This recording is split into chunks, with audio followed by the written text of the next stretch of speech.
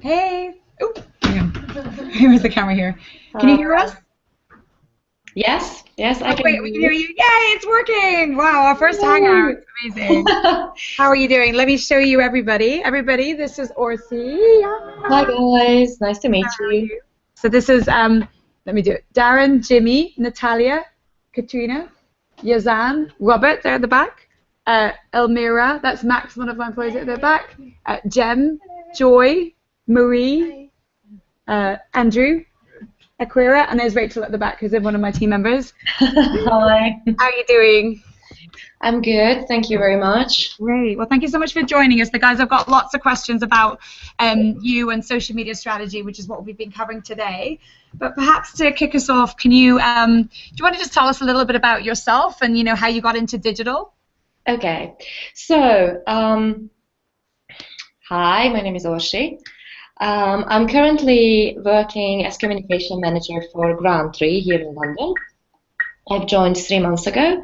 That's also when I moved to the UK. So I'm pretty fresh and new here. And well, fun fact, I joined my first social media platform in 2000, which, which been, yeah, 15 years ago, so quite a long time. And how I got into digital. So my background is international communication and sociology, and I wanted to become an ad agency employee since I was 17 because I thought that's going to be a wonderful merge between art and money. But turns out I joined this flock a little bit too late, but hey. So I did go on and work for advertising agencies for 6 years. And somewhere along the road, digital became just really, really important and a bigger part of the client spends. We basically grew up with digital advertising and online communication. And um, and as it turned out, that is actually a much more targetable way of advertising. It's a much more direct way of advertising and talking to people. It just became more and more interesting. And then it was basically an accident. One of my friends decided that he's going to start a online communication agency, and he needed someone on the client service team. I was always doing client management.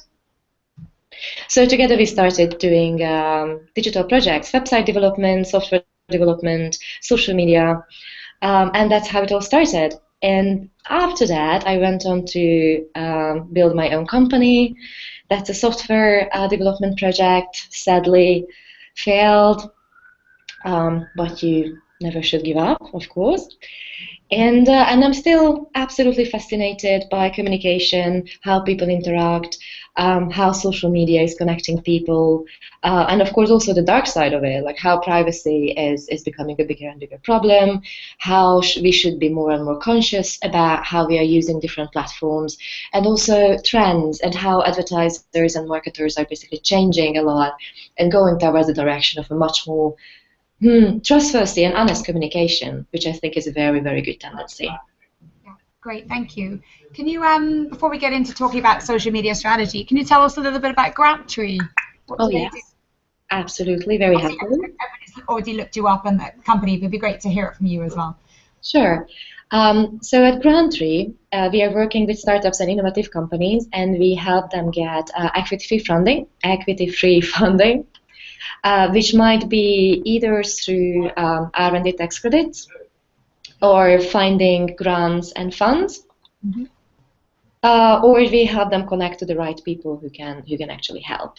So basically, our mission is to help innovative companies get money and become even more innovative. And another thing which is very, very interesting and important, and it will probably come up later on in our conversation, is that our founders, Daniel and Paulina, they are very committed to running Grandry in an open way. So we have a very open culture. Our structure is not hierarchical. It's called holarchy, which means that we have basically circles and different people can take on different roles. It's very flexible how you can move between these things. Um, And openness and transparency is very, very important. So one of the best examples I can give you is the recent restructuring of the salaries. So what happened? It was five team members, five of us, none of them founders or stakeholders, who basically sat down and created a new way of structuring our payment, because the previous structure wasn't very sufficient for several unimportant reasons. So just the fact that it was five team members, none of the founders, none of the directors, who's been doing this and operated in a very, very transparent way. So we know all of the decision-making points. We know how they went on with this process. We are also aware exactly how much each one of us earns. So it's a very massive way of building trust and building a way more open communicational form between each other. Wow, that sounds amazing. It's quite unusual, I think, to have such an open structure. It's very unusual. Maybe there might be questions about that later. So your role as communications manager, which sounds very broad. Can you talk us through what does a typical day look like for you? Okay. So it is very broad, and it is also partly because GrantTree itself is a startup. So right now we have 23 people. I'm just looking out at my colleagues behind you. If you want to have a look, that's our office, basically. We are moving soon, though. So yes, it is a very broad role actually, and I was the first person who joined the team who has a clear role within marketing and communication. And as a consequence, how my day-to-day work looks like, it's also very, very varied. For example, and I think it's the best thing if I give you some like actual things that are happening. So this week, well, on Monday I was on holiday in Amsterdam. Yay!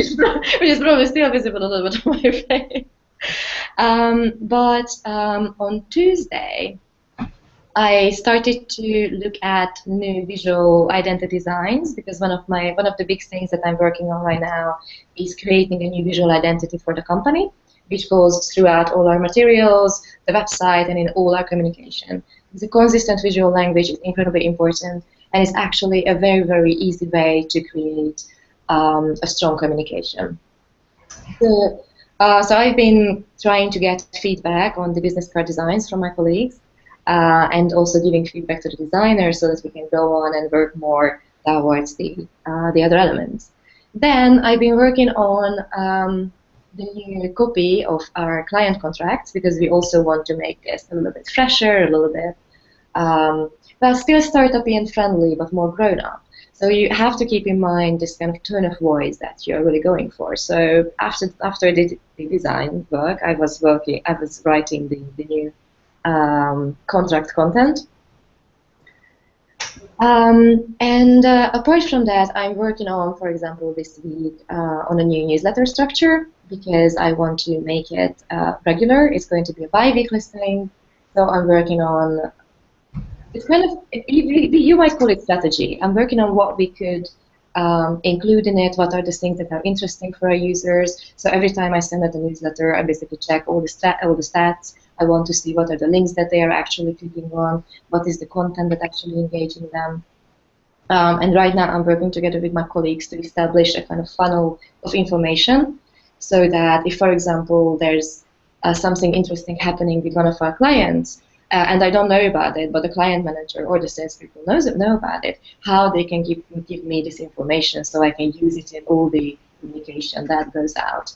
Or if there's a new grant opportunity available, how do I know about this? How do I get the information instantly from my colleague who is dedicated to working on the grant and funding research?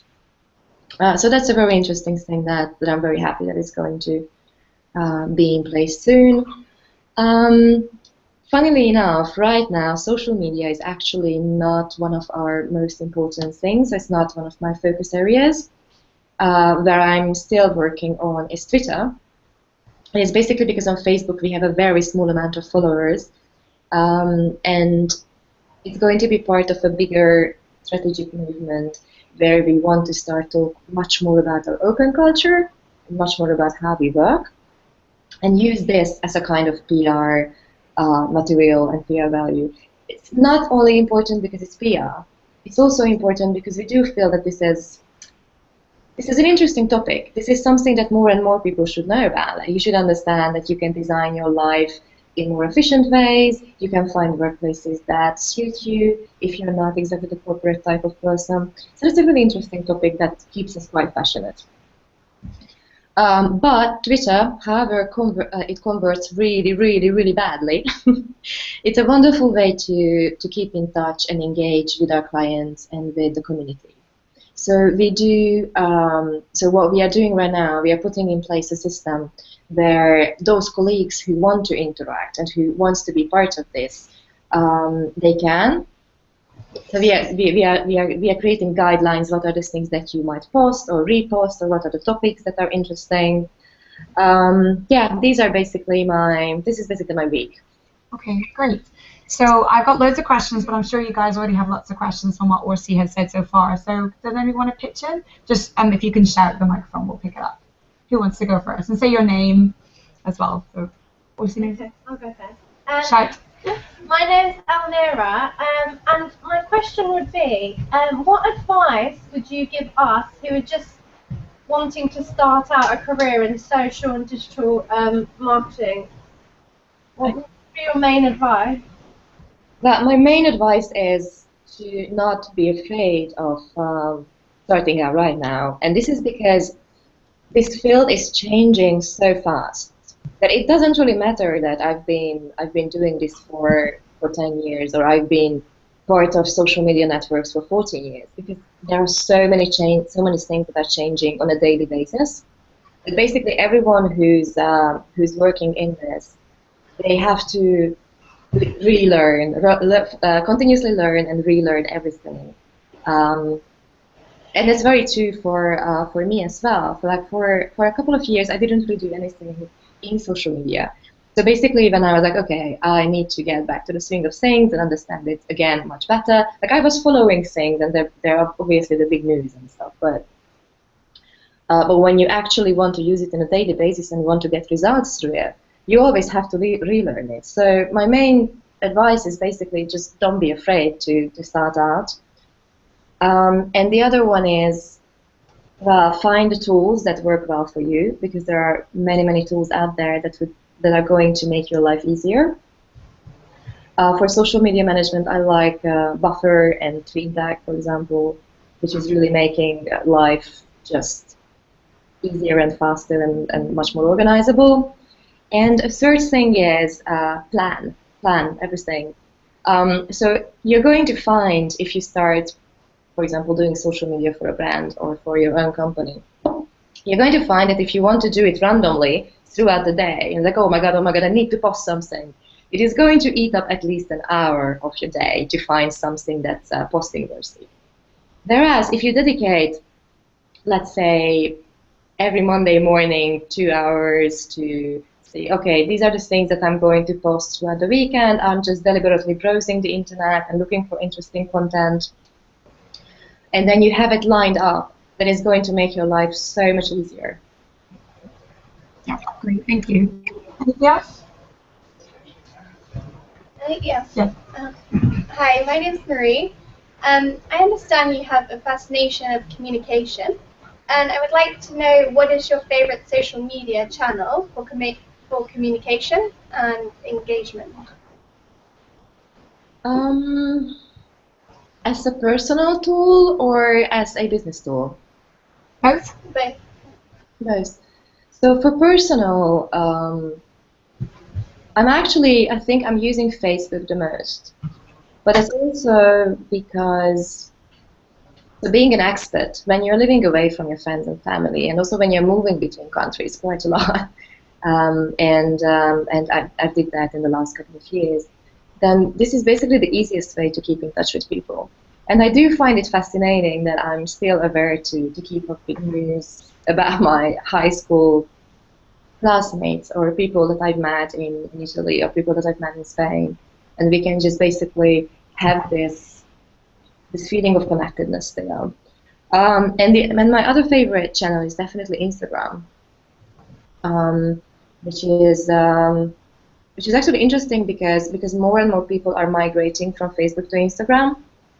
partly because of the privacy concerns, though it's kind of silly because Instagram is owned by Facebook, so I assume that the privacy settings are basically the same. But just the fact that you are able to communicate solely with pictures, it makes it just so much easier. It makes it much less complicated. People tend to not overshare there as much as they would do it on Facebook. You can actually catch up with your Instagram feed, even if you're following quite a lot of people. So yeah, that's definitely my favorite. And in other terms, well, I'm quite fascinated today with Plague. Have you heard about that? It's great. Plague. It's quite new. It's an app, and it works. So you can basically pass news on, and you have a news feed, and you can decide if you swipe up or down. And if you swipe up, then that news is being passed up, basically upvoted. But if you swipe down, you're just not interested in that news. And basically, the system works as a plague or a virus, and it learns what are the news that are interesting for most people, and they are able to kind of spread more and more. So it's a really, really new tool, and I find it really interesting. I have no idea how efficient it is or how well it could be used for business purposes, but it's definitely very, very interesting. And for business reasons, well, it depends very much on what is the business that you're working on. And that's one of the beauties of social media and digital, basically, that you can find very, very well targetable little niche groups and talk to them.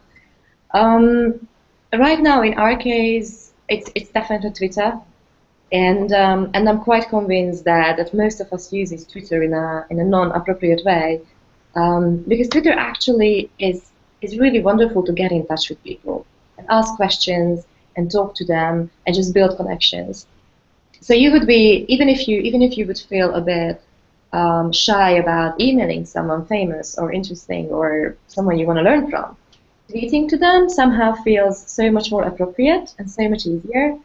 And I actually experienced that as soon as you start reaching out, as soon as you start conversations, it is actually becoming a wonderful tool. But so long you're only broadcasting through it, it is going to be just quite boring and not going to lead to any results. So in terms of how well it is mimicking real life, Twitter is an absolutely fascinating tool. Great. So I'm going to jump back in with some questions. So we've been talking about strategy today, specifically social media strategy, but just digital marketing strategy in general. So if you were approaching, it started with a new business, how would you go about crafting a strategy for that business? What are some of the things you would look at and consider? Okay. Big question, I know. No, it's a very good question, and I've been so basically what I've been teaching in the last couple of years has been branding, which is almost the same thing if you think about it. So I will be able to answer it hopefully. So what I do when I'm thinking about strategy. So first of all, it's very, very interesting how a lot of people are going to tell you, oh my God, I understand I should do something on social media, but my business is really boring, or I have nothing to talk about. And so usually when this happens, I'm like, okay, I get this, I understand this, and like let's take GrantTree, like R&D tax credits. It's not very exciting, is it? Even if you can say free money, yay! But still, so the first thing to do, I think, is to figure out what's the thing that you love about your business. What is the thing that makes you passionate about it?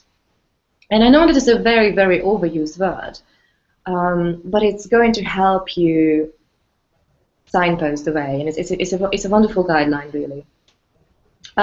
So if you're talking about social media, we have to talk about content as well, because whatever you do on social media is going to be some kind of content that's going to be broadcasted and used and watched by other people.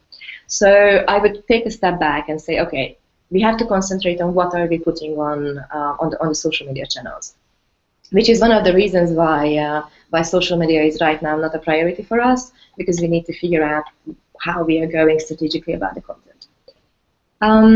So yeah, first of all, what is that you want to talk about. And when you think about what is that I can talk about, well, expertise. So first of all, you have the right to talk about something, and you have the right to talk about something if you have that knowledge, if you have that expertise, if you have that experience. That's one thing.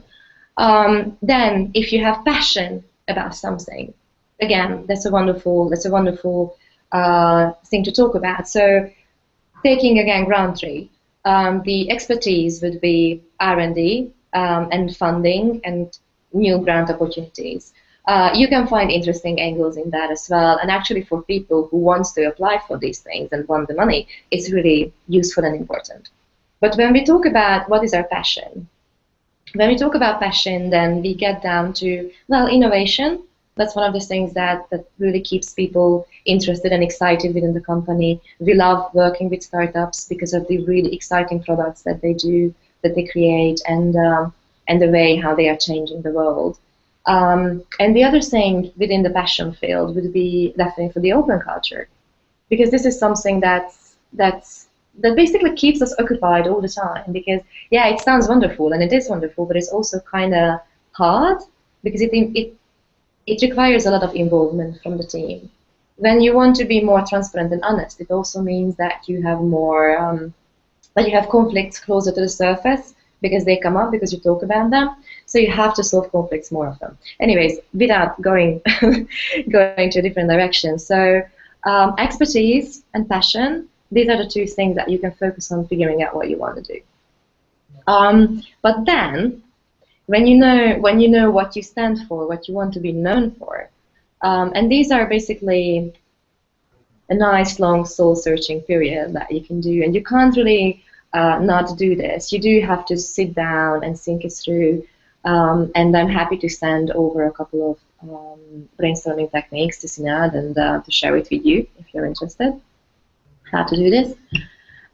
So that's very, very important. But then the second step that would be your target audience.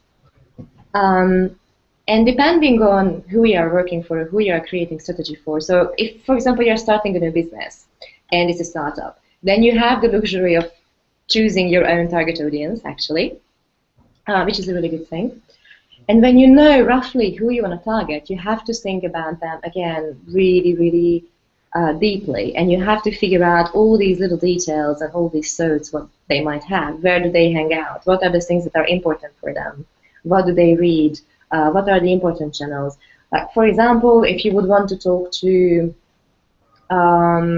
young people from like 18 to 25, you better forget Facebook, because they are not there anymore. They don't use that channel anymore. Or if you want to talk to, let's say, I'm giving you an example. So I've been talking to a friend of mine. She's going to launch a fine jewelry range. And we've been talking about, okay, who could be your target audience? So one thing about your target audience, that it has to be profitable. I know it's very, very dry, but it has to. So you have to work with someone who's actually going to buy your product and going to be someone that can afford your product or your service.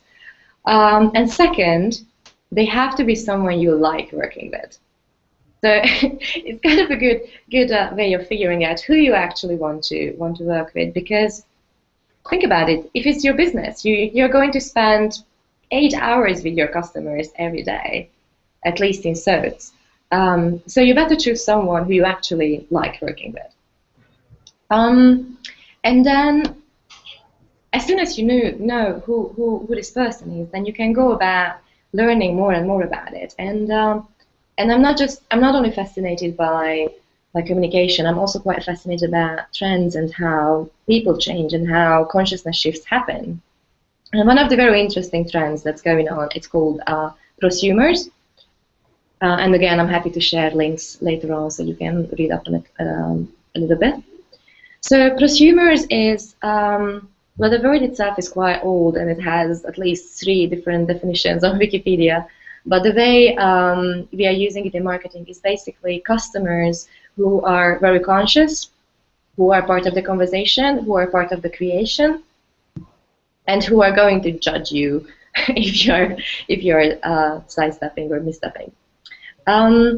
And this is a very, very interesting trend that's going on. And it's not just the young people, actually. I mean, obviously, you always have the early adopters. You always have the people who are starting movements or starting trends. But this actual thing, consumerism, is something that's growing and something that's becoming more and more mainstream. So why is this interesting? It's interesting because, and I might need to look at my notes. Sorry about that. Give me just a moment. I have a bunch of slides prepared, but it's actually a way better way of doing this. So yeah, it's important because they are really conscious, and they are going to think about the origin of your product. How is it made? Is it ethical? Is it non-ethical? What are the materials you use? How is your service done? So they're going to balance their decisions on a lot of things. Not just the brand, not just the color, not just the shape anymore. They are going to give you feedback and information and ideas, which is wonderful because you can use it and you can integrate it into your strategy. They are also demanding quite a lot. So they want transparency, they want human communication, and they are viewing corporations as responsible entities, which is probably actually the most important part of what I can tell about them. And that's part of this big change that's happening within the whole communication sector, and probably why banner ads are not really working anymore. So basically, this type of people, this type of consumer, they do believe that the company is actually an entity. This is a conscious entity. It has to be aware of its decisions. It has to be aware of the consequences of its decisions, and it has to communicate accordingly. So one of the best things that you can do if you're starting out in social media or digital advertising or creating content is to just be yourself and to figure out the things that are really important for you and to figure out the topics that you really do care about or at least you are interested in. Because false tones are not going to cut it. But as soon as people feel that you have this honest fascination about the topic that you're talking about, it's going to help a lot. So basically, what's your goal? What's your why? Why are you doing this? What is your passion? And what is your expertise? And what are you standing for? That's like the first batch of things to do and figure out. Second, target audience. Profile them as deep as you can. Know as much about them as you can. Oh, and I didn't finish my jewelry story, did I? Please let me know if I'm rambling and jumping between topics. So in her case, I told her, okay, let's concentrate on a small niche of customers. And her first product is a necklace, which is customizable. It's gold with diamonds, so not a very cheap product. So I told her, okay, concentrate on mothers. Because this is why she had it made in the first place.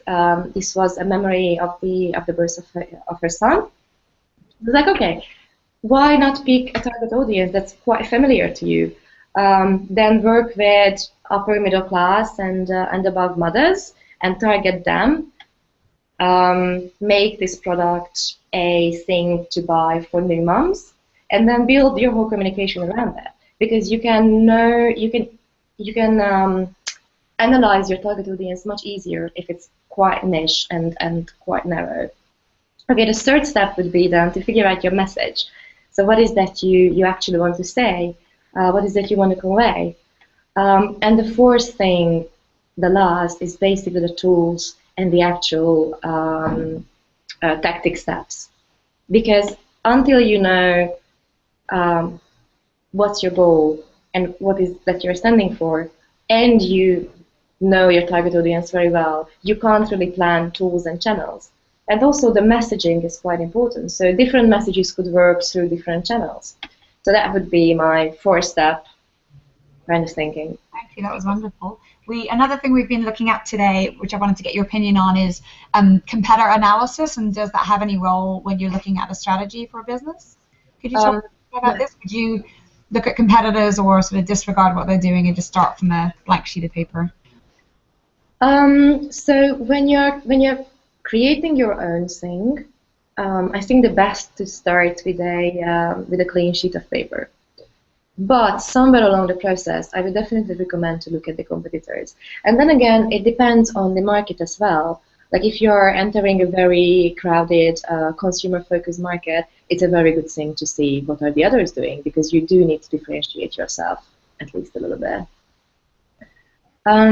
So when I was working on client social media strategies, competitor analysis was always a big part of it, because it's part of the service. It's part of helping the client understand why we are choosing this or that direction, why we are choosing this or that strategy, and also just to make them aware what are the others out there doing.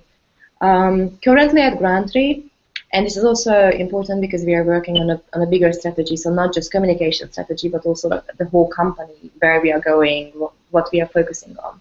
So we do have a competitor analysis board right now, which is going to help us with figuring out all these strategic questions. And generally speaking, I think information is good and learning about your competitors is good, but don't let this thing paralyze you. So don't spend too much time on it. You have more important things to do. And just don't be afraid. Again, maybe they already have 100,000 followers, and you're just starting out, but hey, they started somewhere. Great, that's great advice, thank you. So questions? We've got about sort of 5-7 minutes left. Yep, Darren, go for it. Sorry, I think Darren. How you doing? Not there he is there. Have you ever like created a social media strategy and it's like the objective like changed dramatically? Did you hear that, Orsi? No, not very well. Could you ever created a social media strategy for a client and then the objectives have changed? So how would you deal with things in flux? Yeah, of course. Clients a lot. They change their, especially with startups, we change our business direction all the time depending on new information that comes up. So usually when I've been doing strategy, it's been more for a campaign. So for example, I worked with EDF Energy in Hungary when they were launching basically in the country. So for them, I've been working on a campaign that was around sustainable energy and sustainable lifestyles. And my experience is that clients would be more likely to hire you as an outsider to do projects and campaigns, and not their overall everything kind of strategy. And this is precisely because of this change, and because it's so it happens so often with startups that you just change direction, you pivot, you change business strategy. With bigger clients, it could again happen, but it's not that likely. What would be a bigger challenge working with clients is more just a lot of need for iteration, a lot of need for approval. One time, for example, we worked with Nissan, and we were launching a new city four-wheeler, I think that's the correct term. Anyway, so with them, we worked on a four-country campaign. And that was really, really challenging, because that meant that you have to work together with the EMEA coordinator, but you also have to work together with the different head of marketings in different countries. And there's a lot of iteration, and a lot of change, and a lot of problems along the way that can come up. Yeah, I'm not sure I could give you a really, really good answer to this. No, that's great. Yeah, that's cool. A last question from somebody?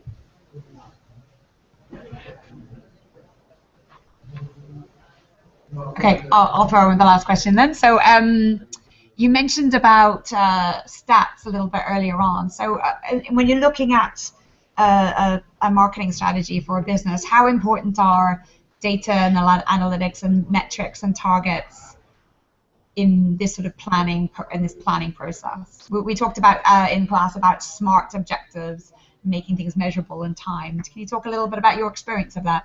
Yeah, so I'm a bit torn about this topic, because Because one of the things I do believe about social media is that it's more of a branding tool, and it's more of a communication platform than anything else.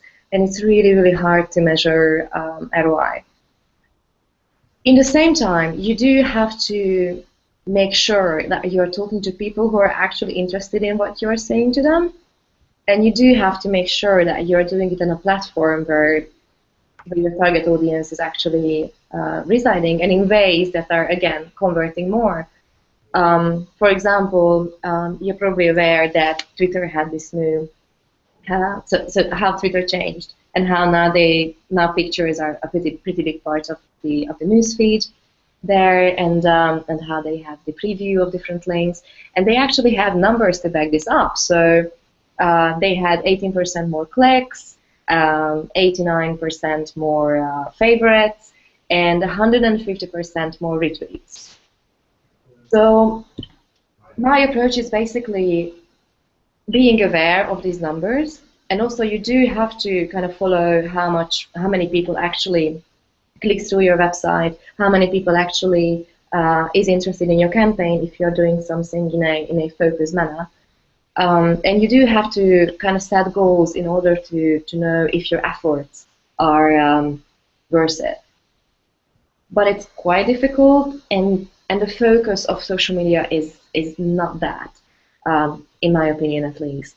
The focus of social media is much more PR, much more keeping, much more staying in the active thinking of your customers and of your clients. Yeah, much more of a brand building tool than a sales machine. That's great. Thank you for those insights. So we'll leave it there and let you get back to GrantTree. Thank you so much from all of us. Round of applause for Orsi. Thank you for taking the time out of your busy day to come and talk to us. Sorry, I'll go. Ta-da. You're welcome. And if you have any more questions, please feel free to send me an email. Have a good day. Thank you. Bye.